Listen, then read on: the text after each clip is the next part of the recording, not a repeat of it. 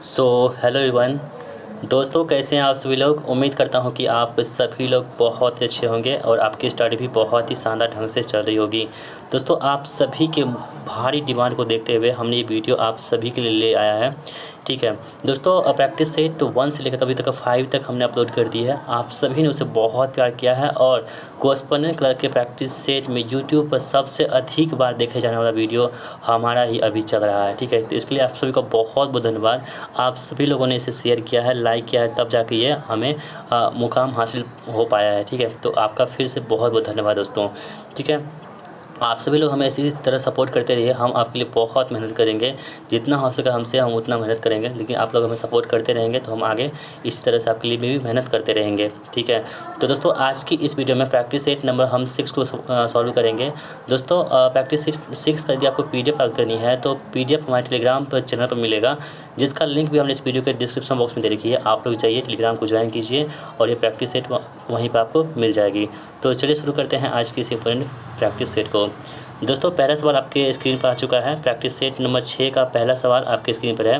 कह रहा है कि निम्नलिखित में से कौन सा पर्वतीय दर्रा है जो अरुणाचल प्रदेश के हिमालयी क्षेत्र में अवस्थित है। ठीक है, देखिए दोस्तों, जो भारत के पूर्वोत्तर राज्य हैं, जितने जैसे कि मान लीजिए आपका इंडिया है, ठीक है, आपका क्या मेरा भी है, तो यहाँ पे जो हमारा इंडिया है, जितने भी यहाँ पे पूर्वोत्तर राज्य हैं, जैसे कि आपका हो गया अरुणाचल प्रदेश हो गया, असम हो गया, मणिपुर हो गया, मेघालय हो गया, इन सभी राज्यों में दोस्तों आपको पहाड़ी सब देखने को मिलते हैं। ठीक है, दर्रा मिलते हैं, ये सभी चीज़ें आपको वहाँ पर बहुत मतलब कि मात्रा में देखने को मिलती है। तो निम्नलिखित में से कौन सा पर्वतीय पठार या दर्रा है जो अरुणाचल प्रदेश में स्थित है दोस्तों, तो वह है कौन सा, दीफू दर्रा। ठीक है दोस्तों, दीफू दर्रा जो है ना आपको अरुणाचल प्रदेश में देखने को मिल जाती है। तो आपके एग्जाम में स्टैटिक का प्रश्न बनता है कि दीफू दर्रा किस राज्य में स्थित है, तो अरुणाचल प्रदेश में स्थित है। ठीक है दोस्तों, इसके अलावा जो बनिहाल दर्रा है ना, ये आपके कहाँ पड़ता है, तो ये जम्मू कश्मीर में मिलता है। ठीक है, इसके जितने भी पार्ट्स हैं ना, ऊपर वाला पार्ट्स, ठीक है, ये वाला एरिया, इस सभी में आपको इस दर्रा सब मिलेगा। तो जम्मू कश्मीर में दोस्तों कौन सा पड़ता है, हमारा बनिहाल दर्रा जो है आपको जम्मू कश्मीर देखने को मिलेगा। साथ ही दोस्तों, अगर हम बात करें कि जोजिला दर्रा, ये भी आपको जम्मू कश्मीर में ही देखने को मिलेगा। और दोस्तों, जो खारदुंगा दर्रा है ना, ये आपको लद्दाख में देखने को मिलेगा। कहाँ पे, लद्दाख रीजन में आपको, यहाँ पे लद्दाख की राजधानी जो लेह है ना, वहाँ पे देखने को ये मिल जाएगा। तो यहाँ पे ऑप्शन नंबर ए जो है दीफू दर्रा, इस प्रश्न का बिल्कुल सही जवाब हो जाएगा। ठीक है दोस्तों, बहुत सारे स्टूडेंट ऐसे भी हैं हमारे कमेंट बॉक्स में आएंगे, वो हमें ज्ञान देंगे कि आप तो है जो बताते हैं वो तो बुक से ही बताते हैं।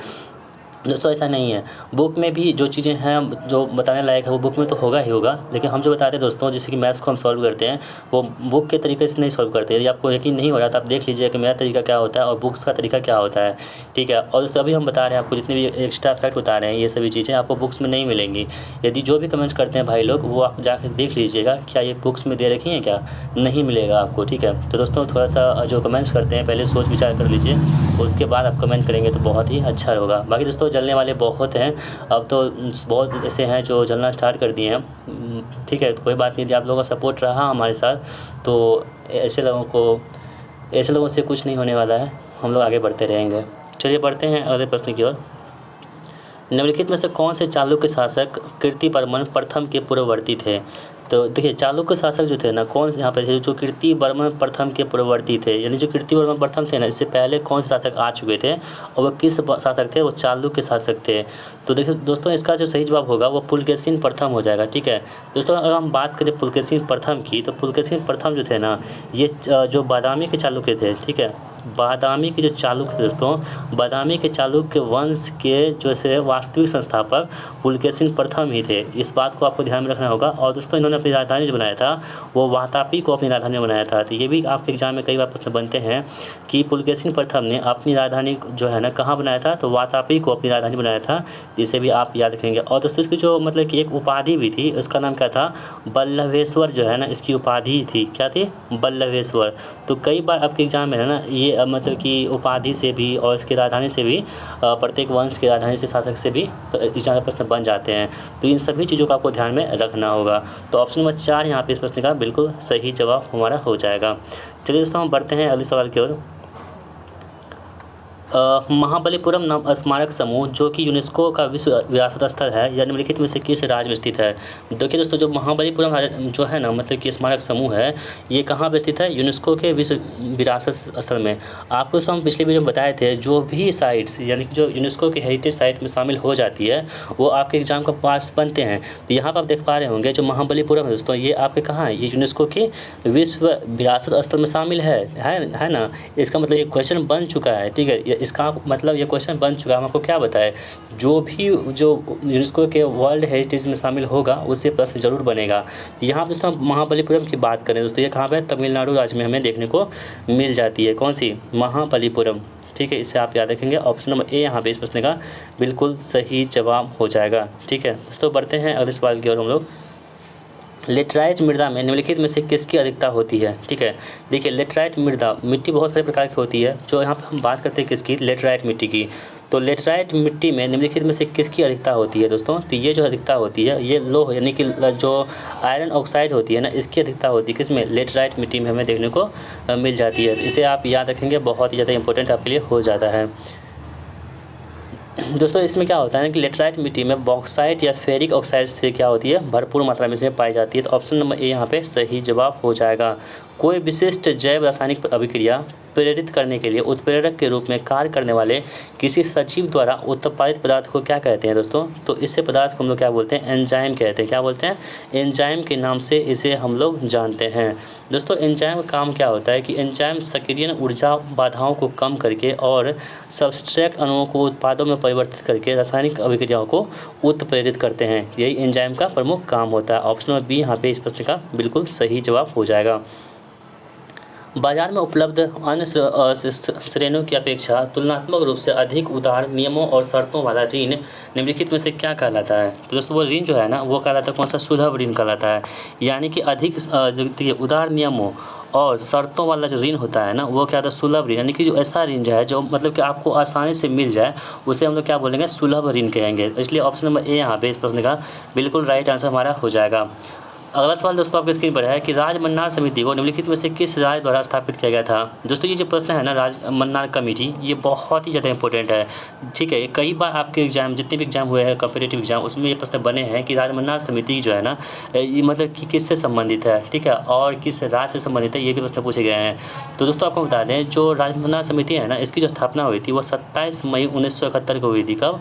27 मई 1971 ईस्वी को राज मन्नार समिति की स्थापना हुई थी, कमेटी की स्थापना हुई थी। और दोस्तों इसका काम दोस्तों ये था कि जो केंद्र राज्य संबंध में ना, मतलब कि केंद्र राज्य संबंध के बारे में इसकी चर्चा करने की बातें इसमें की गई थी। और आर्टिकल नंबर 356 और 357 को हटाने की सिफारिश की गई थी, ठीक है। आर्टिकल 356 जो है और 357 जो है भारतीय संविधान की, इसको हटाने की सिफारिश किसमें की गई थी? राज मन्नार आयोग में, इस समिति में की गई थी, कमेटी में की गई थी, ठीक है। और दोस्तों हम बात करें अगर कि राज मन्नार समिति की, लिए आपके कहाँ पड़ता है? तमिलनाडु राज्य में हमें देखने को मिल जाती है। तो यहाँ पर हम देख लेते हैं है क्या तमिलनाडु। ऑप्शन नंबर कौन सा हो जाएगा यहाँ पे? एक सेकंड। तो दोस्तों यहाँ पे आप देख पाएंगे, तो हाँ तमिलनाडु दोस्तों यहाँ पर ऑप्शन नंबर 2 में देखने को मिल रहा है तमिलनाडु, ठीक है। यानी कि तमिलनाडु गवर्नमेंट जो है, इनके द्वारा राज मन्नार कमेटी की स्थापना की गई थी 1971 ईस्वी में।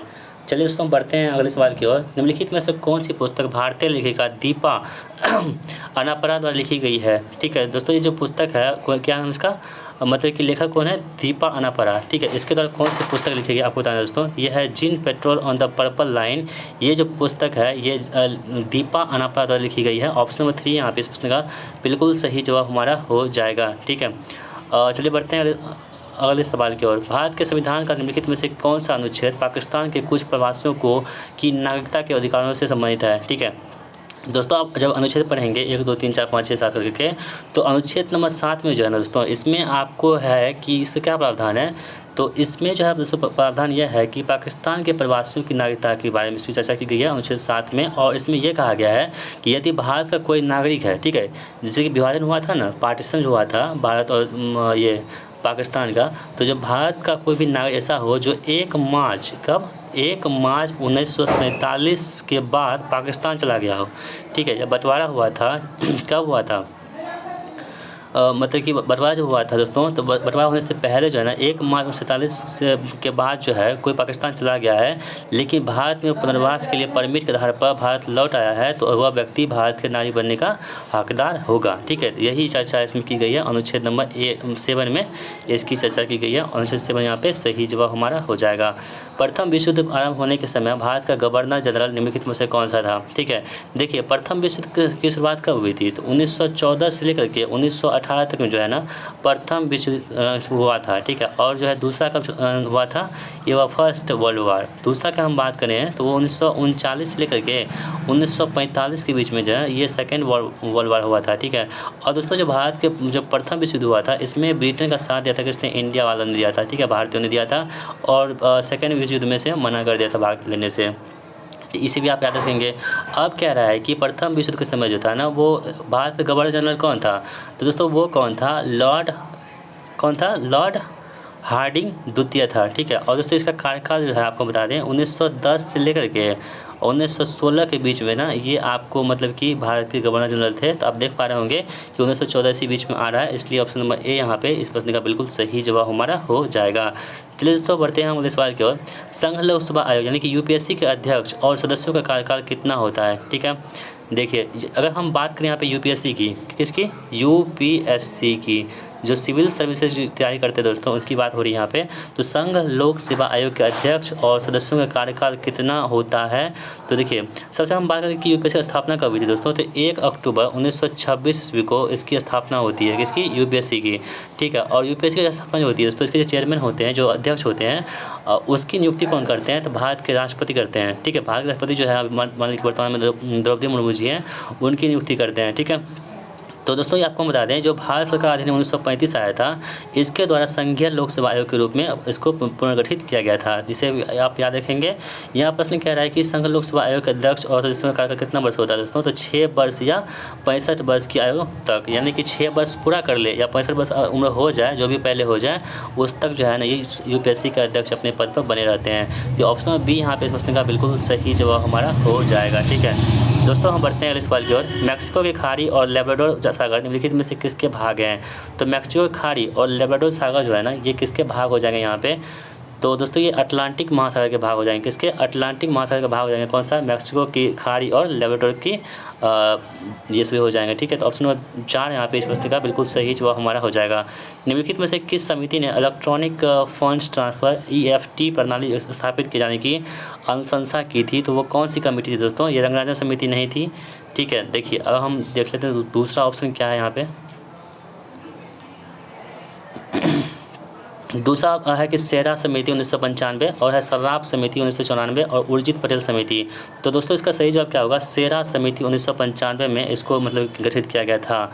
रिजर्व बैंक ने इलेक्ट्रॉनिक फंड ट्रांसफर और अन्य इलेक्ट्रॉनिक भुगतान पर कानून के प्रस्ताव के लिए एक समिति गठन किया था, वो सेरा समिति के मतलब कि सेर समिति या कमेटी ये बोल सकते हैं 1995 के तहत हुआ था। ऑप्शन बी यहाँ पे इस प्रश्न का बिल्कुल सही जवाब हमारा हो जाएगा। 1928 में साइमन कमीशन के भारत आने पर निम्नलिखित में से किस नारे के साथ इसका स्वागत किया गया था? ठीक है दोस्तों, आपको क्या बताते हैं, जो जिस भी प्रश्न में महात्मा गांधी जी इन्वॉल्व होंगे वो प्रश्न एग्जाम का पार्ट्स बनेंगे, इसलिए गांधी युग को आपको अच्छे से पढ़ के जाना। वहाँ से 1 या 2 प्रश्न आपको फिक्स एग्जाम में आना ही आना है। और बिहार का एग्जाम है दोस्तों, आपको बिहार में जो गांधी जी आए थे, जैसे कि आपका चंपारण सत्याग्रह सब हो गया, ठीक है, किसान जो 3 कठिया प्रणाली सब जो खत्म हुआ था, इसके बारे में आपको ध्यान से पढ़ना ही पढ़ना होगा। ठीक है, क्योंकि आपके एग्जाम में यहाँ से प्रश्न बनेंगे। अब 1928 की हम बात करें यहाँ पे, तो कह रहा है कि साइमन कमीशन के भारत आने पर निम्नलिखित में से किस नारे के साथ इसका स्वागत किया गया था दोस्तों? तो साइमन कमीशन का जो नारा था दोस्तों वो था साइमन गो बैक, यानी कि साइमन वापस जाओ का नारा दिया गया था। ठीक है, क्योंकि दोस्तों क्यों दिया गया था? साइमन कमीशन में दोस्तों 7 सदस्यीय टीम थी। ठीक है, और सातों दोस्तों जो थे ना वो सभी के सभी क्या थे? अंग्रेज थे, यानी कि कोई भी भारतीय इसमें शामिल नहीं था। आप बताइए, जब कोई ऐसा कानून जो भारतीयों के लिए बनाया जा रहा हो और उसमें कोई भारतीय ही शामिल ना हो तो वो कानून अच्छा होगा? बिल्कुल भी नहीं होगा। इसलिए दोस्तों इसका विरोध किया जा रहा था पूरे भारत में। जहाँ जहाँ भी साइमन कमीशन जाता था उसका विरोध वहाँ पर होता था, और इसी के विरोध करते हुए लाला लाजपत राय को मतलब कि लाठियों, अंग्रेज़ों की लाठियों की मतलब चोट से उनकी मृत्यु हो गई थी साइमन कमीशन के विरोध करते हुए। तो इसे भी आप याद रखेंगे। ऑप्शन नंबर ए यहाँ पे इस प्रश्न का बिल्कुल राइट आंसर हमारा हो जाएगा। साइमन वापस जाओ, साइमन गो बैक का नारा लगाया गया था। चलिए बढ़ते हैं अगले सवाल की ओर। पृथ्वी गैस की एक परत से आच्छादित है, इसे क्या कहा जाता है? देखिए पृथ्वी जो है ना गैस के परत से आच्छादित होता है, इसे हम लोग क्या बोलते हैं? इसे वायुमंडल कहते हैं। क्या बोलते हैं? वायुमंडल का नाम जानते हैं कि इसको पृथ्वी गैस से एक परत मतलब कि पृथ्वी जो है गैस की एक परत से आच्छादित है। यानी पृथ्वी आपको बहुत सारी गैस मिलेंगे, जैसे कि आपको नाइट्रोजन हो गया, ऑक्सीजन हो गया, कार्बन डाइऑक्साइड हो गया, आर्गन हो गया, ये सभी गैस दोस्तों आपको वायुमंडल में मिलते हैं, तो इसी को हम लोग क्या बोलते हैं? मतलब वायुमंडल कहते हैं। ऑप्शन बी यहाँ पे इस प्रश्न का बिल्कुल राइट आंसर हमारा हो जाएगा। अगला सवाल है कि एक्वारेजिया के विषय में निम्नलिखित में से कौन सा कथन सही नहीं है? तो कौन सा यहाँ पर कथन जो ऐसा है जो सही नहीं है? किसके बारे में? एक्वारेजिया। दोस्तों आपको बता दें एक्वारेजिया होती है ना एक ऐसा लवण होता है, एक ऐसा मतलब कि आप लिक्विड बोल सकते हैं जिसमें सोना को पिघलाने की क्षमता होती है। ठीक है। यहाँ कह रहा है कि एक्वारेजिया नाइट्रोहाइड्रोलिक अम्ल का विलयन होता है। ठीक है। और दोस्तों दूसरा है कि एक्वारेजिया के को कार्बन यौगिकों के साथ मिलाने पर विस्फोट हो जा सकता है। ठीक है। देखिए पहला सही है, दूसरा भी सही है। अब आगे बढ़ते हैं हम लोग। आगे कह रहा है कि एक्वारेजिया विलयन बहुत ऊर्जा युक्त और विस्फोट संभाव्यता वाला होता है, ये भी दोस्तों सही है। ठीक है। देखिए एक्वारेजिया में दोस्तों क्या होता है ना, आपको मतलब कि हाइड्रोक्लोरिक अम्ल और नाइट्रिक अम्ल का दोस्तों मिश्रण होता है। क्या? देखिए नाइट्रिक अम्ल हम बात करें दोस्तों, यहाँ पे एक होता है नाइट्रिक अम्ल, हाइड्रोक्लोरिक HCl जो होता है HCl वो कितना होता है? 3 होता है। तो 1:3 में दोस्तों आपको ये देखने को मिल जाएगा एक्वारेजिया। यहाँ पे कह रहा है कि यहाँ पे देखिए 1:2 हम क्या बताएं 1:3 ना, यहाँ पे 3:2 कह रहा है, तो ये गलत है। यानी कि हाइड्रोक्लोरिक जो अम्ल होगा दोस्तों यहाँ पे कितना हो जाएगा? वो 3 हो जाएगा, और जो नाइट्रिक अम्ल है यहाँ पे 1 हो जाएगा। तो 3:1 का यहाँ पे रेशियो होना चाहिए था, लेकिन यहाँ पे 3:2 का रेशियो दे रखा है, बाकी ये गलत है। इसलिए जो ऑप्शन नंबर 4 यहाँ पे इस प्रश्न का बिल्कुल सही जवाब हमारा हो जाएगा। CR दास और मोतीलाल नेहरू ने निम्नलिखित में से किस वर्ष स्वराज पार्टी की स्थापना की थी? देखिए दोस्तों स्वराज पार्टी जो है ना बहुत ही ज़्यादा इंपॉर्टेंट है। इसमें आपको जो एनी बेसेंट चीज़ें थी ना वो भी आपको इसमें देखने को मिलेगी। ठीक है।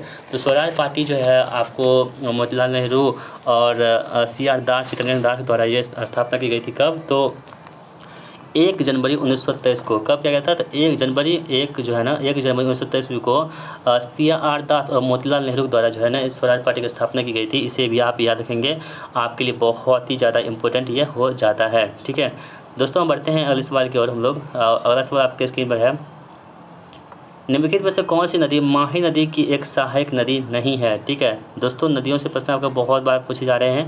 कह रहा है कि निम्नलिखित में से कौन सी नदी ऐसी है जो माही नदी की एक सहायक नदी नहीं है? ठीक है। तो दोस्तों वो कौन सी हो जाएगी? तेंदुनी नदी जो है ना वो माही नदी की सहायक नदी नहीं है, जबकि सोम है, जाखम है, अनास है, ये तीनों नदियाँ क्या है? तो आपको माही नदी की सहायक नदी हो जाएंगी। तो ऑप्शन नंबर 4 यहाँ पे इस प्रश्न का बिल्कुल सही जवाब हमारा हो जाएगा। चलिए दोस्तों हम बढ़ते हैं अगले सवाल की ओर। कह रहा है कि समुद्रगुप्त के उत्तराधिकारी चंद्रगुप्त द्वितीय निम्नलिखित में से किस नाम से जाने जाते थे?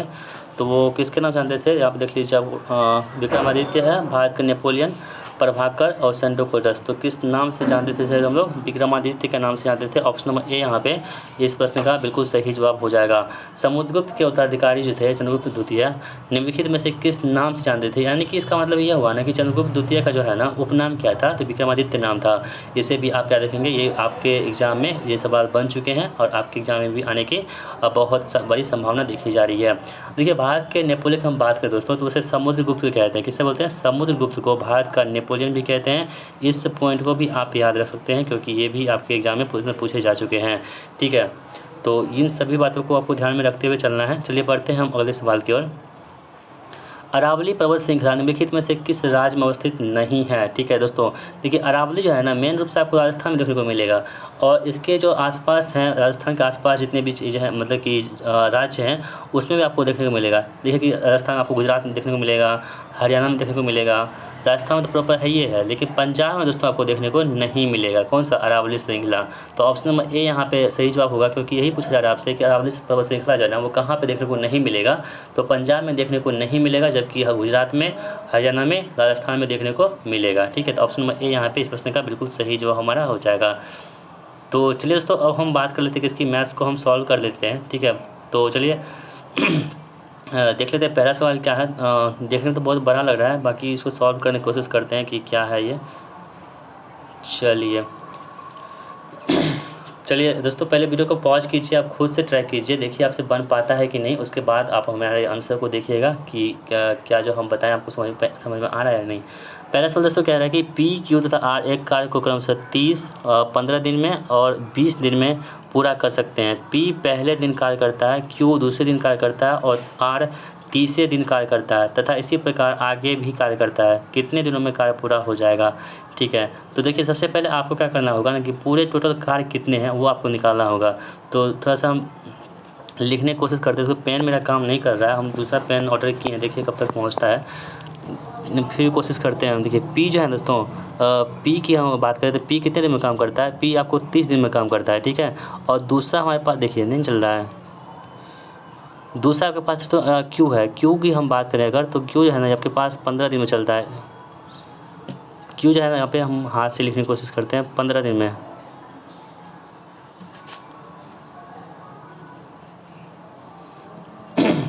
देखिए पी जो यहाँ पे पी कितने दिन में काम करता है, तो आपको पी जो है दोस्तों यहाँ पे वो काम करता है 30 दिनों में, ठीक है।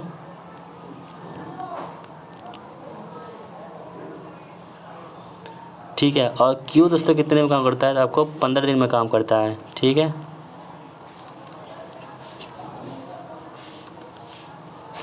और आर जो है आपको ये 20 दिन में काम करता है। कितना में? 20 दिनों में काम करता है।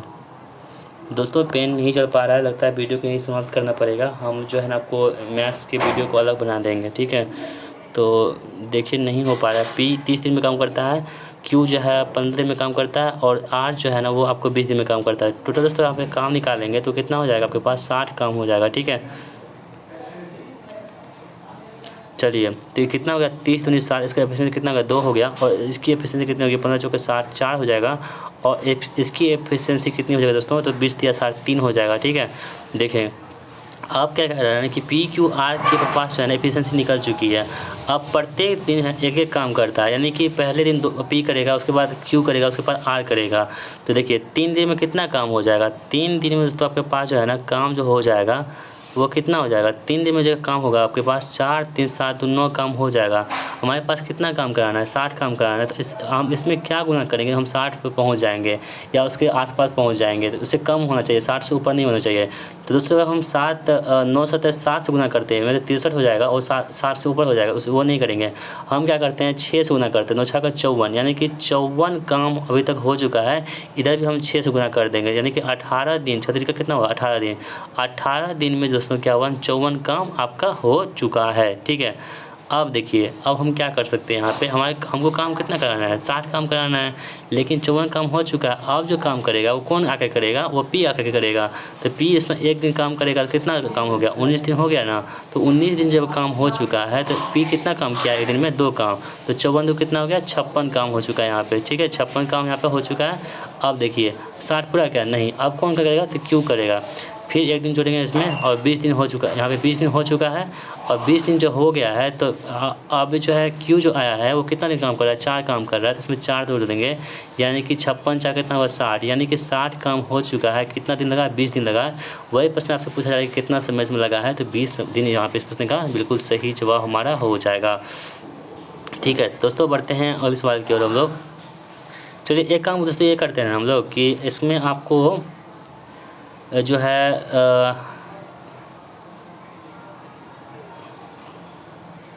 यदि घनाभ की लंबाई, चौड़ाई तथा ऊंचाई क्रमशः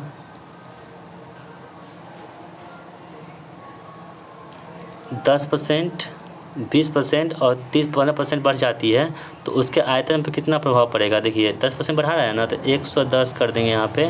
20% बढ़ रहा है तो 120 कर देंगे बटे 100 कर देंगे, ठीक है। और 15% बढ़ रहा है तो यहाँ पे क्या करेंगे? 150 बटे 100 कर देंगे, ठीक है। दोस्तों से आप सॉल्व करेंगे, कर लीजिएगा, तो आपके पास जो है ना 151.58 आएगा, ठीक है। तो आप 8 आएगा, 8% आएगा। तो आप एक बार देख पा रहे होंगे जो है कि 100 से कितना अधिक है? 51 अधिक है ना। यदि 100 से कम होता है तो नेगेटिव माइनस में हो जाता। और 100 से कितना अधिक है? 51 अधिक है। तो 51.8 जो है ना यहाँ पे इस प्रश्न का सही जवाब होगा, जो ऑप्शन नंबर 3 में दे रखा है, ठीक है। दोस्तों अगला सवाल देख लेते हैं हम लोग। इसे आप सॉल्व कर लेंगे तो आपके पास जो है ना -1 इस प्रश्न का आंसर आएगा। बहुत ही आसान प्रश्न है। क्या है कि एक आयत की लंबाई दे रखी है 24 सेंटीमीटर है और यदि विकर्ण की लंबाई कितनी है? 26 सेंटीमीटर है। तो आयत की चौड़ाई क्या हो जाएगी? तो देखिए दोस्तों आयत की लंबाई कितनी देर का हमारे पास लंबाई कितनी 26 सेंटीमीटर है और चौड़ाई 24 सेंटीमीटर है, तो हम इसका क्या निकाल सकते हैं, बी निकाल सकते हैं, यानी कि ये मतलब कि चौड़ाई क्या निकाल सकते हैं, रूट अंडर क्या होता है, रूट अंडर क्या होता है इसके बाद तो 26 स्क्वायर और माइनस क्या हो जाएगा 24 स्क्वायर हो जाएगा, क्या 24 स्क्वायर माइनस क्या होगा 24 स्क्वायर हो जाएगा। इसे आप सॉल्व करेंगे दोस्तों तो आपके पास जो है ना वो 10 सेंटीमीटर आंसर निकल के आ जाएगा, जो ऑप्शन नंबर किसमें है 4 में दे रखा है। चलिए बढ़ते हैं इस सवाल की ओर। एक वस्तु का विक्रय मूल्य 432 रुपये है तो उसका लाभ 35% है, तो वस्तु का क्रय मूल्य कितना हो जाएगा।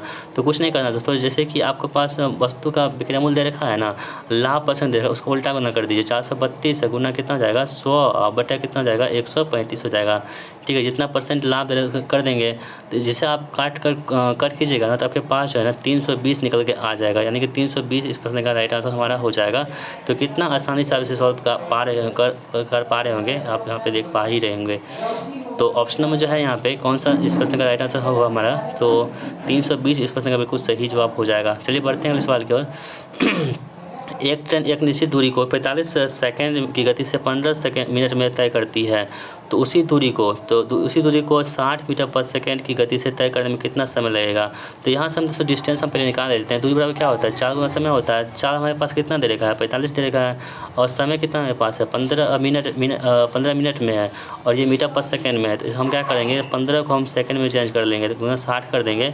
ये क्या होगा दोस्तों दूरी हो गया, और वही दूरी क्या है ना उसी दूरी को यही दूरी कह रहा है को 60 मीटर पर सेकंड का समय बराबर क्या दूरी बटे 4, दूरी बटे 4 60 से गुना कर देंगे, यहाँ पे 60 भागा कर देंगे तो कितना हो जाएगा आपके पास हो जाएगा। तो 45 गुना 15 कितना होता है 45 गुना 15 हो जाएगा आपके पास 15 × 75 हाथ में 7 15 × 60 60 175।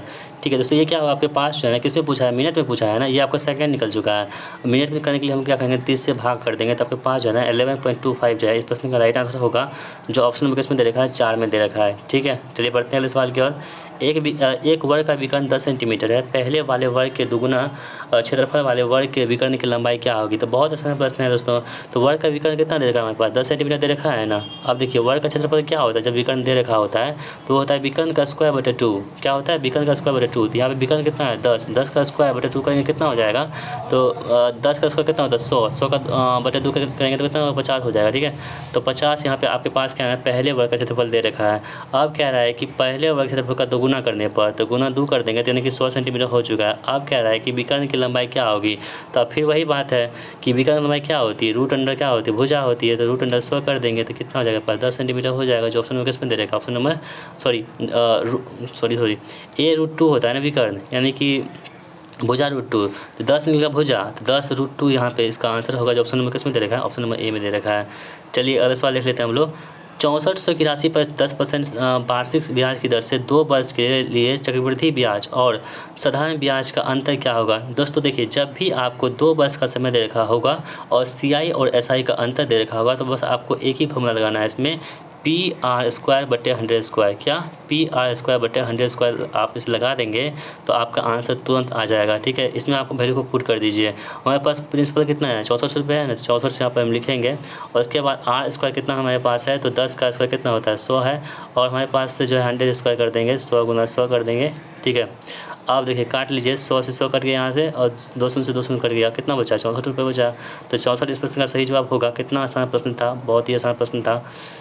चलिए अगला सवाल कह रहा है कि 2 वृत्तों की त्रिज्या 20 सेंटीमीटर है। ठीक है, तथा 20 सेंटीमीटर तथा 15 सेंटीमीटर है। यदि एक तीसरे वृत्त का क्षेत्रफल दोनों वृत्तों के क्षेत्रफल के योग के बराबर है, तो तीसरे वृत्त की त्रिज्या क्या होगी। दोस्तों सेम वही सवाल है जो पिछले बार हम बताए थे आपको, पिछले वीडियो में बताए थे ना। जैसे कि एक वृत्त है मान लीजिए ये, और एक वृत्त ये है। ठीक है, इसकी जो त्रिज्या है वो कितनी दे रखी है 20 सेंटीमीटर दे रखी है। ठीक है, और इसकी जो त्रिज्या है दोस्तों वो कितनी है 15 सेंटीमीटर दे रखी है। कह रहा है कि इन दोनों का त्रिज्या को जोड़ करके, दोनों वृत्त को जोड़ करके जो तीसरा वृत्त बन रहा है ना उसकी त्रिज्या कितनी होगी आपको ये बताना है। ठीक है, तो दोस्तों आप यहाँ पे देखेंगे जो वृत्त की जो क्षेत्रफल होती है क्या होती है πr² होता है ना, तो π² R1 मान लीजिए, या πr2 मान लीजिए। ठीक है, ये मान लीजिए πr3 मान लीजिए। ठीक है स्क्वायर, तो यहाँ से पाई हम कॉमन ले लेंगे, तो R1² प्लस कितना हो जाएगा R2 का स्क्वायर हो जाएगा यहाँ पे। ठीक है, बराबर कितना हो जाएगा आपके पास, तो ये पाई R3 का स्क्वायर हो जाएगा। तो दोस्तों यहाँ से हम पाई पाई को कंसीडर कर सकते हैं। जब आर स्क्वायर कितना हो जाएगा, जब पहला कितना है 220 है तो 4 स्क्वायर हो गया, और यहाँ पे दूसरा कितना है 15 225 हो गया, ठीक है, बराबर कितना हो जाएगा आपके पास, तो आर स्क्वायर यहाँ पर हो जाएगा। तो आप दोनों तो जोड़ेंगे दोस्तों तो कितना होगा 625 होगा, और 625 का जब आर स्क्वायर यहाँ पे है जब इधर करेंगे तो ये क्या होगा रूट में आ जाएगा। तो 625 का रूट कितना होता है, तो कितना होता है 25 होता है। तो 25 जो है ना सेंटीमीटर इसका त्रिज्या होगा किसका, तीसरे वृत्त का। तो 25 सेंटीमीटर किस में दे रखा, ऑप्शन नंबर 4 में दे रखा है, ठीक है। तो ऑप्शन नंबर 4 यहाँ पे इस प्रश्न का सही जवाब हो जाएगा। कितना आसान प्रश्न है, बहुत आसान प्रश्न है दोस्तों, बस आपको कॉन्सेप्ट पता है ना तो इसे आप इजीली फाइंड कर लेंगे। अगला सवाल कह रहा है कि एक 3460 रुपये की धनराशि पर साधारण ब्याज उधार दी गई है। यदि ब्याज की दर 5% वार्षिक हो तो 5 वर्ष के लिए साधारण ब्याज कितनी होगी, ठीक है। तो दोस्तों कितना आसान है, आपके पास क्या निकालना है, साधारण ब्याज निकालना है। ऐसा ही बराबर क्या होता है PRT/100 होता है, तो PRT/100 कर देंगे, इसमें आप लगा दीजिए। तो P हमारे पास कितना है 3460 है, 3460 लिख देंगे यहाँ पे, ठीक है। गुना कितना कर देंगे, आर हमारे पास कितना है 5% है, और समय कितना हमारे पास है 5 है, बटा 100 कर देंगे, बस सिंपल सी बात।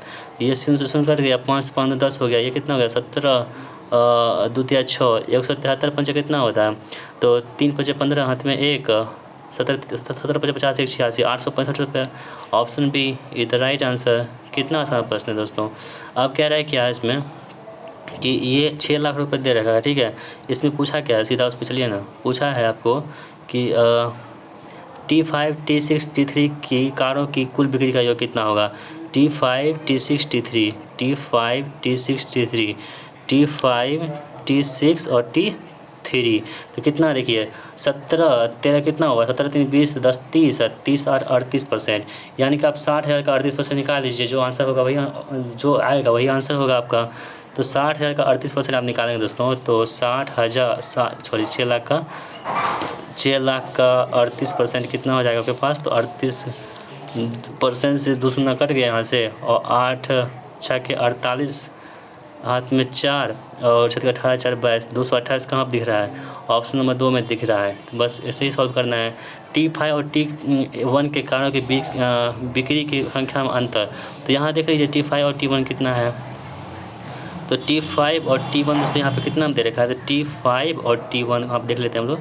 देखिए T5 यहाँ पे है आपका 17% और T1 कितना है 20%, तो कितना का अंतर है 3% का अंतर है।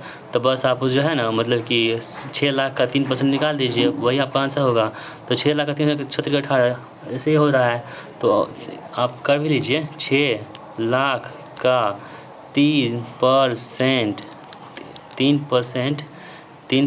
निकालेंगे दोस्तों, तो 3% निकालेंगे तो परसेंटेज से क्या होगा 2 शून्य कट जाएगा, जैसे 36 का 18 हो गया। ऑप्शन नंबर 3 यहाँ पे सही जवाब हो जाएगा, ठीक है। चलिए, यदि 25% तथा 20% क्रमशः दी गई 2 छूट दी जाती है तो निबल छूट याद कीजिए। देखिए जब भी इस टाइप का प्रश्न हो ना तो एकल छूट पूछा जाए, तो इसमें देखिए आप कोई भी चीज़ को आप 100% मानिए, ठीक है। उसमें आपको छूट जो कहेगा ना तो आप 100 में से उसको घटा दीजिएगा। जैसे 25% छूट कह रहा है ना तो आप यहाँ पर 75 लिखिए, ठीक है, गुना कीजिए। आप कितना कर रहा है 20% कर रहा है तो आप 80 लिखिए, क्योंकि 20 में से 100 में से घटा देंगे, बटे क्या कर देंगे परसेंट निकाल के 100 कर देंगे। आप देखिए 25 या 75 होता है और 25 चौके कितना होता है 100 होता है। ये कितना होगा 20 चौके 80 और 20 या 60, यानी कि 60% जो है यहाँ पे हुआ। 60% क्या हुआ आपके पास छूट हुआ, लेकिन किस में से 100% में से। जब 100 में से 60% घटाएंगे कितना बचेगा आपके पास 40% बचेगा, जो ऑप्शन में किसमें दे रखा है 4 में दे रखा है, ठीक है। तो आपको ऐसे ही सॉल्व करना है। दिए गए डाटा का माध्य क्या होगा दोस्तों, बहुत आसान प्रश्न है। माध्य में क्या होता है कि सभी को जोड़ दीजिए, ठीक है, और जितनी संख्या है उससे डिवाइड कर दीजिए। आप सभी को जो जोड़ेंगे ना तो आपके पास 275 आएगा, ठीक है। और जब इस संख्या को जोड़ेंगे तो 1 2 3 4 5 6 7 8 9 10 से डिवाइड कर दीजिए, तो 27.5 आंसर इस प्रश्न राइट आंसर हो जाएगा, ठीक है। तो बहुत आसान प्रश्न दोस्तों, क्या आप बताएं इसमें आपको। क्या है कि ए अकेले एक कार्य को 10 दिन में पूरा कर सकता है। ए है ना अकेले एक कार्य को 10 दिन में पूरा कर सकता है। बी अकेले उसी कार्य को 20 दिन में कर सकता है। बी अकेले उसी कार्य को 20 दिन में कर सकता है, ठीक है। तो ए तथा बी मिलकर उस कार्य के आधे भाग को, पूरा क्वेश्चन पढ़ना है दोस्तों। ए और बी मिलकर दोस्तों यहाँ पर हम क्या कर सकते हैं, टोटल काम निकाल सकते हैं ना। 20 काम हो गया। ये काम कितना करता है 2, ये काम करता है कितना है 3, यानी कि 2 ए और बी जो है ना एक दिन में कितना काम करता है 3 काम करता है। हमको कहता है उसके आधे काम को, जो टोटल 20 काम है ना इसका आधा काम कितना हो जाएगा 10 काम, इसको कहता है कि दोनों मिलकर कितना दिन में काम करेगा। तो एक दिन में जहाँ पे देखिए दो एक कितना हुआ, 3 हुआ ना, तो 10/3 से काम करेगा। तो ऑप्शन नंबर किसमें आंसर है हमारा, सी में दे रखा है। चलिए बढ़ते हैं अगले सवाल की ओर। पी तथा क्यू क्रमशः 28,000 रुपये और 42,000 रुपये निवेश के साथ व्यवसाय प्रारंभ करते हैं। तो आपको हम क्या बताए थे, जब भी आपको निवेश और जो है ना मतलब कि ये लाभ के ये दे रखा होगा तो आप इसे लिख लीजिए, आप यहीं पे काट लीजिए ना, तो 14×3 = 28, 14×3 = 42, यानी कि 2:3 का रेशियो यहाँ पे इसका अनुपात हो गया। देखिए पी 8 महीने का लगाता है, तो यहाँ पर 8 से गुना कर देंगे, और ये जो है ना क्यू 12 महीने का लगाता है पूरे, तो 12 से गुना कर देंगे यहाँ पे, तो 8 दूनी 16 हो गया, 12 × 36 हो गया। कितना इसका रेशियो हो गया, तो 4 किससे कर सकते हैं, 4 × 16, 4 × 36, 4:9 का रेशियो आपका हो चुका है। अब क्या पूछा रहा है कि पी कुल लाभ कितना है, इतना है। तो देखिए टोटल लाभ की संख्या यहाँ पे कितना दे रखा है, 2 1 1 2 5 दे रखा है, बटा कितना कर देंगे हम, टोटल लाभ कितना हमारे पास है, 9×13। किसका निकालना है, पी का निकालना है। पी कितनी है दोस्तों, यहाँ पे देख लीजिए, पी का है 4, 4 से डिवाइड कर 4 से गुना कर दीजिए, तो आपके पास जब गुना कर देंगे तो कितना आंसर आ जाएगा, तो 65 यानी 6500 आपके पास आंसर होगा, जो ऑप्शन नंबर किस में दे रखा है, 3 में दे रखा है। चलिए बढ़ते हैं इस सवाल की ओर। कह रहा है कि 4 संख्याएं क्रमशः 3:1:7:5 के अनुपात में इन 4 संख्याओं के योग 336 है, तो पहली तथा चौथी संख्या का योग कितना होगा। ठीक है, तो देखिए 7 5 12 3 12 3 15 16, 16 एक्स की वैल्यू जो है ना आपके पास कितनी दे रखी है, 336 दे रखी है। इसे आप जो है ना यहाँ से एक्स की वैल्यू निकाल सकते हैं, तो 16 दूनी 32, 16 का 16 21 आपके पास आंसर आएगा एक्स की वैल्यू। तो एक्स की जब वैल्यू 21 आ चुका है, तो हमको क्या पूछा है कि पहली और चौथी का योग, तो 3 और 5, 5 3 कितना 8, 8 गुना 21 कर दीजिए, तो 8 8 दूनी 16, 168, ऑप्शन नंबर 3। चलिए बढ़ते हैं इस सवाल की ओर। एक ट्रेन 20 मीटर पर सेकंड गति से चल रही है, यदि ट्रेन की लंबाई 540 मीटर है तो कितने समय में ट्रेन एक खंभे को पार कर सकेगी। समय पूछा है दोस्तों। समय क्या होता है, दूरी बटे 4 होता है, तो दूरी कितना हमारे पास है, 540 है, और 4 कितना हमारे पास है, 20 है, तो कर दीजिए 27 सेकंड, 27 सेकंड। कितना आसान प्रश्न है, बहुत ही आसान प्रश्न है। चलिए बढ़ते हैं अगले सवाल की ओर। एक कॉलोनी में बच्चों, महिलाओं तथा पुरुषों की संख्या का अनुपात क्रमशः 6:4:3 है तथा कॉलोनी में कम से कम 200 सदस्य हैं। कॉलोनी में महिलाओं की संख्या की न्यूनतम संख्या कितनी होगी। देखिए जब न्यूनतम संख्या जब भी कहें ना, तो जितना संख्या दे रखी है यहाँ पे 6 4 10 3 13, तो 13 से कटने वाला देखिए कि इसके आगे क्या हो सकता है, तो 208 होगा। ठीक है, 208, इसे आप 208 से काटेंगे तो कितना आपके पास आएगा, आपको बता दें। देखिए 13 6 का 78, 16 आएगा। अब पूछा किसका है, तो कॉलोनी में महिलाओं की न्यूनतम संख्या कितनी होगी, तो महिला कितनी है, देखिए 4 है ना, 16 चौबीस कितना होता है, 64 होता है, 64 यहाँ पर आंसर है। एक व्यक्ति 128 रुपये प्रति बैग खरीदता है, यदि वो 20% के लाभ पर बैग बेचता है। देखिए 128 का बैग खरीदा है, सीपी है, और कितना कर रहा है, 20% के लाभ पर बेच रहा है, तो 120/100 हो गया, इसका लाभ हो गया, इतना बेच रहा है ये। फिर कहता है कि 15 बैग का मूल्य कितना होगा, 15 से गुना कर दीजिए। जब इसे कर देंगे, काटपीट कर देंगे दोस्तों, तो आपके पास जो है ना काटपीट के कितना आपके पास आंसर आ जाएगा, तो वो 2304 आ जाएगा। ठीक है, तो 2304 यहाँ पे इस प्रश्न का राइट आंसर हो जाएगा। तो दोस्तों आज का प्रश्न था मैथ का, बहुत ही ईजी था। ठीक है दोस्तों, मेरा पेन नहीं चल पा रहा है, इसलिए हम अच्छे से नहीं लिख पा रहे हैं, लेकिन आपको समझाने में कोई कमी नहीं छोड़ रहे हैं। ठीक है, बाकी इस तरह अगर आपको समझ में नहीं आती है तो ज़रूर कमेंट कीजिएगा। ठीक है, हम आपको फिर से बताएंगे। चलिए बढ़ते हैं दोस्तों अगले सवाल की ओर। आप दोस्तों लिखने वाली बात नहीं है, आप सिर्फ टिक लगाते चलेंगे। निम्नलिखित में से 4 विकल्पों में से उस विकल्प का चयन कीजिए जो दिए गए शब्दों के समानार्थी शब्द का विकल्प नहीं है। तो भ्रू का समानार्थी कौन सा नहीं होगा दोस्तों, यहाँ पे देखिए भौकुटी होगा, भौं होगा, खंड त्योहरी, इसमें खंड नहीं होगा, जबकि ये तीनों यहाँ पे हो जाएगा। निम्नलिखित प्रश्न में से 4 विकल्प में से उस सही विकल्प का चयन करें जो दिए गए शब्द के सही अर्थ का उचित विकल्प हो। अवसान का उचित विकल्प क्या होगा, यहाँ पे अवसान दोस्तों यहाँ पे हो जाएगा, उचित विकल्प होगा समाप्ति। क्या होगा, समाप्ति। निम्नलिखित में से 4 विकल्प में से उस विकल्प का चयन कीजिए जो विलोम शब्द का सबसे अच्छा विकल्प है, जैसे कि समास। समास का विलोम क्या होगा, समास का विलोम होता है कौन सा, व्यास। ठीक है, ऑप्शन नंबर ए यहाँ पे इस प्रश्न का बिल्कुल सही जवाब हमारा हो जाएगा। अगला क्वेश्चन दोस्तों, निम्नलिखित में से 4 विकल्प में से उस विकल्प का चयन कीजिए जो शुद्ध शब्द का सही विकल्प है। वो कौन सा हो जाएगा? शुद्ध का यहाँ पे आवंटन हो जाएगा। कौन सा? आवंटन, मतलब कि सही विकल्प है, आवंटन सही विकल्प लिखा हुआ है, ऐसे समझिए। निम्नलिखित प्रश्नों में से 4 विकल्प में से उस विकल्प का चयन कीजिए जो दिए गए मुहावरे का सही अर्थ वाला विकल्प है। कागजी घोड़े दौड़ाना, इसका अर्थ क्या होता है दोस्तों? तो कागजी घोड़े दौड़ाने का मतलब होता है कि कहा गया, कागजी घोड़े, हाँ, केवल लिखा पढ़ी बातें करना। ठीक है, कागजी दौड़ाना मतलब केवल लिखा पढ़ी बातें करना। निम्नलिखित में से 4 विकल्प में से उस विकल्प को चयन कीजिए जो शुद्ध वाक्य का सबसे अच्छा विकल्प है। तो कौन सा यहाँ पे शुद्ध वाक्य का सबसे अच्छा विकल्प हो जाएगा, आपको ये बताना है दोस्तों। ठीक है, आप ध्यान से देखिए, आप पहले पढ़ लीजिए आंसर को, उसके बाद फाइंड कीजिए। तो दोस्तों वो जो है, मुझे सफल होने की आशा नहीं है, ये आपका सही है, बाकी सभी गलत हैं। निम्नलिखित में से 4 विकल्प में से उस विकल्प का चयन करें जो दी गई लोकोक्ति को सही अर्थ वाला विकल्प है। खुदा गंजे की नाखून नहीं देता, इसका अर्थ क्या होता है दोस्तों? इसका अर्थ होता है कि ईश्वर सभी को भलाई का ध्यान रखता है। ऑप्शन बी यहाँ पे राइट आंसर हो जाएगा। दोस्तों ये आपके पास है ना एक गद्यांश है, इसको आपको पढ़ना है। ठीक है, वीडियो को पॉज कर लेना है, पढ़ना है, उसके बाद जो है सॉल्व करना है। ठीक है, यहाँ देखिए आपको आंसर बता देते हैं हम। इनमें कौन सा बाढ़ का पर्यायवाची शब्द नहीं है? आप बिना पढ़े हुए इसको बना सकते हैं। तो दोस्तों यहाँ पे दुर्बल नहीं होगा, जबकि वृद्धि, सैलाब और विकास बाढ़ का पर्यायवाची शब्द हो जाएंगे। अनुच्छेद के अनुसार योजनाकार कब तक लापरवाह रहते हैं? तो कब तक होते हैं दोस्तों ये? प्रकृति अपना क्रोध ना दिखाए तब तक लापरवाह रहते हैं, गद्यांश के अनुसार। इस अनुच्छेद का कोई उपयुक्त शीर्षक क्या हो जाएगा? आप अनुच्छेद को पढ़ेंगे तो शीर्षक जो निकलेगा दोस्तों वो आपके पास निकलेगा प्रकृति का कहर। ठीक है दोस्तों, आपके पास रीजनिंग का सवाल है, ये भी प्रश्न बहुत ही इंपॉर्टेंट क्या है, ये आपके एग्जाम में नहीं पूछेगा, बहुत बड़ा सवाल है, आउट ऑफ सिलेबस है। इसका आंसर क्या होगा? तो यहाँ पे गलत भी लिखा हुआ है। ठीक है, कुछ बहुत सारे मिस्टेक है इस बुक में, इसका आंसर आपके पास इंग्लिश आ जाएगा। ठीक है, बहुत मिस्टेक है इस बुक में।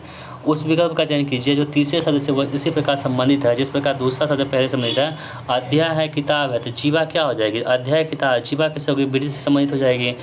ठीक है, यहाँ पे कह रहा है कि आपको ये आपके पास मतलब कि आकृति दे रखी है, इसमें कौन सी आकृति जो है सेम मतलब निहित है इसमें, वो आपको बताना है। ठीक है, यानी दोस्तों मतलब कि इसको जब हम ऊपर ले जाएंगे ना, तो ऊपर ले जाएंगे इसको, यदि कि यानी कि ये पता जो है ना ऊपर ले जाएंगे तो किस टाइप की आकृति बनेगी वो आपको यहाँ पे बताना है दोस्तों। ये आकृति जो है ना ऑप्शन नंबर 2 में बन जाएगी, यही टाइप का। ठीक है, 8 दोस्त है, ABCDEFG वृत्ताकार मैच के 4 वही दोस्तों सेम सवाल है। ठीक है, यदि आप हमारे प्रैक्टिस को फॉलो कर रहे हैं 1 से लेकर 5 तक यदि फॉलो किए होंगे तो सेम वही सवाल है। ठीक है, कुछ नहीं बदला है, सेम वही पैटर्न को फॉलो कर रहा है। तो इसमें आप हम क्या बताएं, आप तो सीख ही गए होंगे बिल्कुल। इसका सही आंसर इसमें होगा ऐप। ठीक है, चलिए, गर्व है, घमंडी है, भ्रांति है, क्या होगा? तो गर्व है, घमंडी है, भ्रांति दोस्तों क्या होगा? मोह हो जाएगा, भ्रम। उस विकल्प का चयन कीजिए जो आगे है। तो देखिए 32 से 256 कैसे हुआ? तो 32 गुना 8 क्या होता है? 256 होता है। उसी प्रकार 16 8 कितना होता है? 128 होता है। ऑप्शन नंबर किस में है? 1 में है।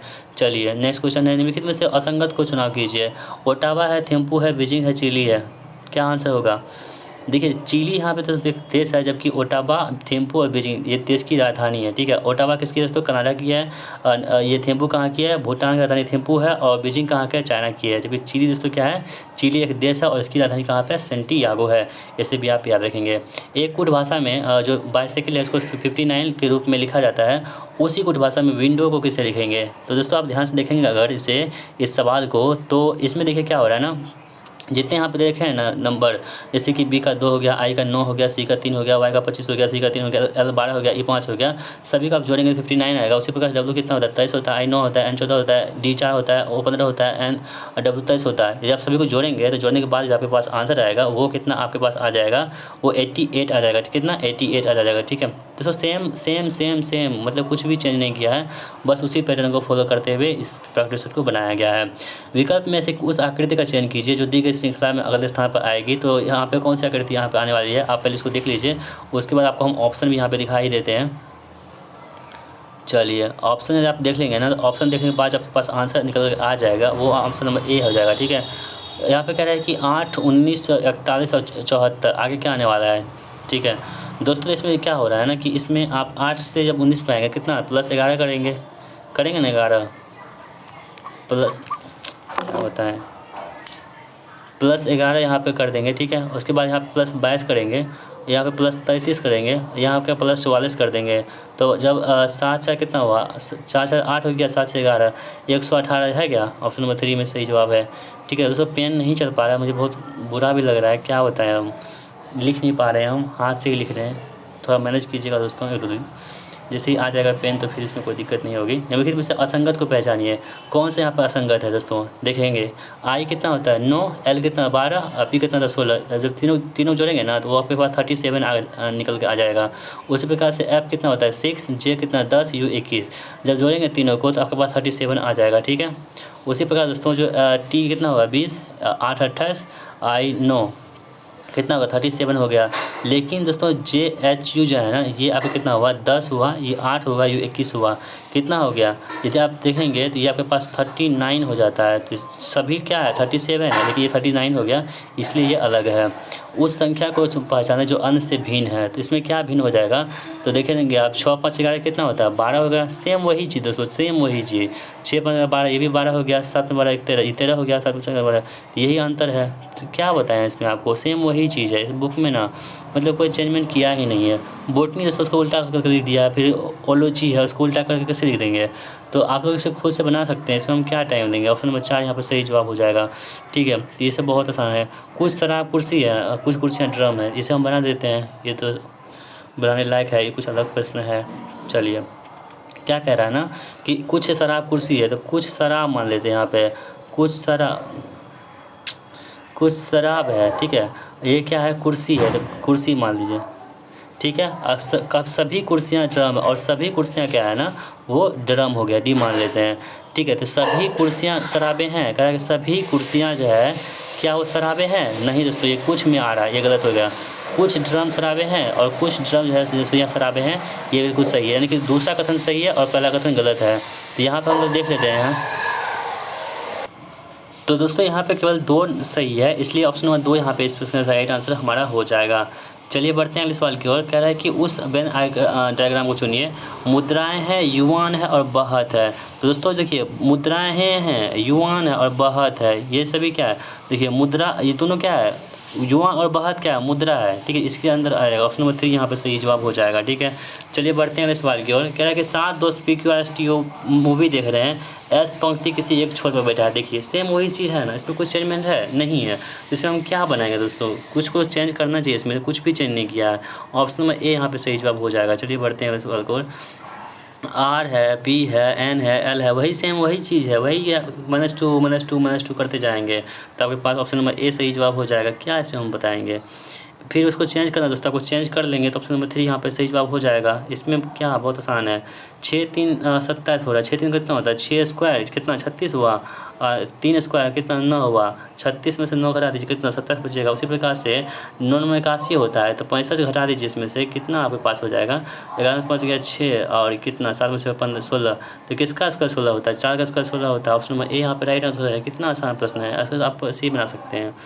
अगला सवाल है कि GKM यहाँ पे है, JKM है और EIK है। तो देखिए जी कितना होता है 7 होता है ना, F कितना होता है 6 होता है, 1 कम हो गया, E कितना 5, 1 कम कितना D से शुरू होगा, D कहाँ पे है सभी में, K कितना 11, I कितना 9, 2 कम तो I 9 7, यहाँ पे G होगा DG कहाँ पे, ये नहीं है, ये नहीं है, ये दोनों है। तो M कितना 13, MNO 2 plus KLM, option number 3 यहाँ पे सही जवाब हो जाएगा। ठीक है, कितना आसान प्रश्न है। चलिए बढ़ते हैं अगले सवाल की ओर हम लोग। दोस्तों आपके पास इंग्लिश का सवाल है, यहाँ पे क्या कह रहा है कि आपको आइडेंटिफाई द एड वन, हाँ कौन सा इसमें single certain collective nouns through singular in forms are always use in plural, 3 out of 4 are collective nouns accepted 1, identify the odd one. यानी कि ऐसे मतलब वर्ड है जो हमेशा सिंगुलर में रहते हैं, ठीक है, लेकिन वो प्लूरल की तरह यूज होते हैं। तो यहाँ पे ऑप्शन में जो कैटल जो यहाँ पे है ये मवेशी है, ठीक है, देखने में आपको सिंगुलर लग रहा है लेकिन ये क्या है प्लूरल है। Identify the wrong pair of singular and plural respectively, boys का बॉयज है क्या, बिल्कुल सही है। पेन्स का ये प्लूरल क्या होता है पेन्स, ये भी बिल्कुल सही है दोस्तों। चाइल्ड का चिल्ड्रन होता है, गोस का गुजर्स नहीं होता है, गोस का गीस होता है, गीस GEES गीस, ठीक है, इसे आप करेंगे सिंगुलर और प्लूरल तो आपने पढ़ा ही होगा। Ram dash to the Kolkata yesterday. Ram dash to the Kolkata yesterday. Ram went to the Kolkata yesterday. Identify the wrong sentence among the followings. कहाँ पे गलत दे रखा है दोस्तों यहाँ पे सेंटेंसेज में. Option number C is seemed sad. यहाँ पे सी इज सीम्ड सैड है, यहाँ पे गलत है. यहाँ पे सी सिम्स सैड होगा, SEEMS सिम्स सैड यहाँ पे सही जवाब हो जाता है. चलिए बढ़ते हैं इस सवाल की ओर. अगर कह रहा है कि यहाँ पे बताना है कौन सा करेक्ट वन है. Ravi said I am fond of tea. यहाँ पे इसका आप बताना है कौन सा सही हो जाएगा दोस्तों यहाँ पे. तो वो जो हो जाएगा आपके पास वो 3, यानी कि Ravi said that he was fond of tea. यहाँ पे राइट आंसर हमारा हो जाएगा. यहाँ पे कह रहा है कि इंडल्ज का आपको एंटोनिम बताना है. तो इंडल्ज का एंटोनिम क्या हो जाएगा दोस्तों. एब्स्टेन जो है यहाँ पे इंडल का आपके के पास क्या हो जाएगा, उल्टा हो जाएगा. ठीक है. Choose the correct synonyms of the given bold. यानी कि आपके पास फेरेबलियस का आपको सिनोनिम बताना है. इसका आंसर क्या होगा, 77 का आंसर 3 यानी कि ट्रैवल हो जाएगा. ठीक है. The tiger was moving dash the head of buffaloes. The tiger was moving towards the buffalo. ठीक है. The old man many not live dash the winter. तो इसका आंसर क्या होगा, थ्रू द विंटर. ठीक है. In which sentence conjunction joins 2 words only. इसका right answer क्या होगा, option number 3 2 and 2 makes 4. MS Excel 2010 में डैश फंक्शन किसी स्ट्रिंग में कैरेक्टर की कुल संख्या का वितरण करता है. तो कौन सा यहाँ पर सही आंसर होगा, LEN करता है. निम्नलिखित में से कौन एक डॉक्यूमेंट प्रोसेसिंग सॉफ्टवेयर नहीं है. तो कौन सा दोस्तों यहाँ पे नहीं है, ओपन ऑफिस इम्प्रेसर नहीं है. निम्नलिखित में से कौन सा सिंबल ईमेल पते में उपयोग किया जाना चाहिए. दोस्तों कौन सा किया जाना चाहिए, वो आपके पास जो है ना किया जाना चाहिए दोस्तों. वो कौन से @ का उपयोग किया जाना चाहिए. MS एक्सेल 2010 में फंक्शन केवल वर्तमान सिस्टम तिथि प्रदान करता है. तो उसे क्या बोलते हैं हम लोग, टुडे जो है ना वर्तमान तिथि को प्रदर्शित करता है. MS एक्सेल 2010 में हाइड विकल्प किस में मौजूद होता है. तो ये दोस्तों आपके पास व्यू में हाइड विकल्प जो है मौजूद होता है. एक मार्कअप लैंग्वेज है. इसका आंसर क्या होने वाला है, वो XML हो जाएगा. मोजिल्ला फाउंडेशन द्वारा बस किस में विकसित किया गया था. तो दोस्तों ये 2002 में विकसित किया गया था. MS एक्सेल 2010 में डैश का उपयोग सीट के भीतर कॉलम को छुपाने हाइडिंग के लिए करते हैं. दोस्तों वो हम लोग Ctrl+O का इस्तेमाल करते हैं. डैश वर्कशीट विंडो के निचले किनारे का नाम है जो MS एक्सेल 2010 में एक्सेल वर्कशीट के बारे में विभिन्न जानकारी प्रदर्शित करते हैं. तो दोस्तों वो कौन सा होता है, स्टेटस बार जो है ना विभिन्न जानकारी हमें प्रदान करती है. इसे भी आप याद में रखेंगे, इम्पोर्टेंट है आप सभी के लिए. नेक्स्ट क्वेश्चन दोस्तों आपके पास है. MS एक्सेल 2010 में डैश ए से आगे बढ़ते हुए डैश को एक से आगे नामित करते हैं. तो दोस्तों इसका राइट आंसर क्या होगा, कॉलम्स और रोज. ठीक है. इसे आप पढ़ेंगे. MS वर्ड डॉक्यूमेंट में सिलेक्ट किए जाने वाले टेक्स्ट या ग्राफिक्स को कट करने की स्वतः क्लिप बोर्ड पर स्टोर हो जाता है के लिए निम्नलिखित में से किस कीबोर्ड शॉर्टकट कट का इस्तेमाल करते हैं. तो Ctrl+X का इस्तेमाल करते हैं. ठीक है. अगला क्वेश्चन देख लेते हैं हम लोग. MS एक्सेल में एक वर्कबुक को विशिष्ट वर्कशीट में बांटने के लिए निम्नलिखित में से किसका उपयोग करते हैं हम लोग. तो हम लोग करते हैं नेम बॉक्स का इस्तेमाल करते हैं. प्राप्त ईमेल को देखने और प्रतिबंधित करने के लिए आमतौर पर निम्नलिखित में से किस विकल्प का इस्तेमाल करते हैं हम लोग. तो वो विकल्प होता है इनबॉक्स. MS वर्ड में टेक्स्ट फॉर्मेटिंग के संदर्भ में निम्नलिखित में से कौन सा विकल्प इफेक्टा श्रेणी के संबंध में रखता है. तो दोस्तों वो कौन सा हो जाएगा, स्ट्राइक थ्रू हो जाएगा. MS वर्ड में किसी पिक्चर, प्रोग्राम, वेब या ईमेल एड्रेस का लिंक बनाने के लिए निम्नलिखित में से किस फीचर का इस्तेमाल करते हैं हम लोग. तो वो फीचर होता है कौन सा, हाइपर लिंक का इस्तेमाल करते हैं. MS एक्सेल 2007 में निम्नलिखित में से कौन सा फंक्शन किसी भी संख्या का निरपेक्ष मान प्रदर्शित करता है जो बिना किसी प्रतीक चिन्ह का एक संख्या होती है. तो वो कौन सी होती है दोस्तों, वो होती है ABS. ठीक है. MS वर्ड 2007 में प्रिंट प्रीव्यू करने के लिए क्या करते हैं, इस्तेमाल करते हैं हम लोग. Option number 3 office button, print और प्रिंट प्रीव्यू. HTTP का पूर्ण रूप क्या होता है दोस्तों, HTTP का जो पूर्ण रूप होता है यहाँ पे होता है हाइपर टेक्स्ट ट्रांसफर प्रोटोकॉल. ठीक है. ये तो बहुत आसान प्रश्न था. चलिए यहाँ पे मोबाइल फ़ोन के साथ इंटरनेट का प्रयोग करने के लिए निम्नलिखित में से किस सेवा का सबसे अधिक उपयोग किया जाता है. तो दोस्तों वो होता है सेवा कौन सी, वो होती है 3G 4G. ठीक है. अब 5G भी आ चुका है, देखिए ऑप्शन में नहीं है, इसलिए हम 4G को ही टिक करेंगे. MS एक्सेल में निम्नलिखित में से कौन सा सेल रेफरेंस डिफ़ॉल्ट होता है. तो दोस्तों वो कौन सी होती है, सापेक्ष यानी कि रिलेटिव होती है. तो दोस्तों हमने इस प्रकार जो है ना प्रैक्टिस सेट नंबर 6 को भी यहाँ पर कवर कर लिया है और उम्मीद करते हैं आपको ये वीडियो बहुत ही पसंद आई होगी. दोस्तों आपको अगर हमारी वीडियो पसंद आती है, हमारी मेहनत आपको पसंद आती है दोस्तों, तो प्लीज़ वीडियो को लाइक कर दीजिएगा और अपने कम से कम 5 मित्रों के साथ इस वीडियो को शेयर भी कर दीजिएगा. ठीक है. वीडियो बनाने में बहुत मेहनत लगती है दोस्तों, बस आपसे थोड़ी सी रिक्वेस्ट करते हैं, आप हमारी मेहनत के बदले थोड़ी सी एक काम कर दीजिए, वीडियो को लाइक कर दीजिए और अपने दोस्तों के साथ शेयर भी कर दीजिए. ठीक है. तो हमको इससे बहुत अच्छा मिलता है, हमें मोटिवेशन मिलता है और आपके लिए और मेहनत करने की कोशिश करते हैं. तो चलिए मिलते हैं नेक्स्ट वीडियो में. तब तक के लिए जय हिंद, वंदे मातरम.